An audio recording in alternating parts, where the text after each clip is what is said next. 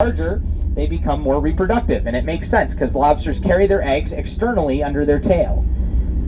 So you look under their tail, you can see the eggs under there, and the larger the tail, the more eggs, which theoretically is going to translate into more young lobsters. Lobsters are also known to be incredibly long-lived and reproduce the majority of their lifespan. And the larger they get, they have less predation. There's fewer predators on these larger individuals, and their growth rate starts to slow down, so they molt less frequently, and they spend more time out in that deeper offshore area with their harder shell. Now, we also try to keep a limit on any of the harvest of reproducing lobsters, and this is done through a notching system. If you catch any lobster, regardless of size, with eggs under the tail, you take a little chunk out of the flipper, the second in from the right, in the shape of a V.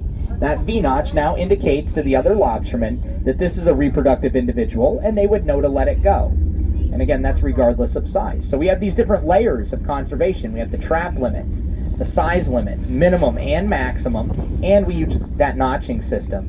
And that really helps to set us up with the most sustainable fishery that we could possibly have.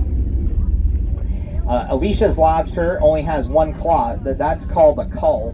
That happens. Sometimes they get dueling with other lobsters and they can lose that claw. They will regenerate it. They grow it back.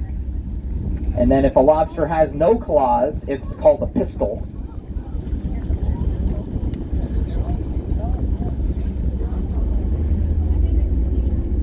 They will grow to some size. And to put into terms the weight for you, because that's of course how we all know lobster, right? When we buy lobster, we buy it by the weight,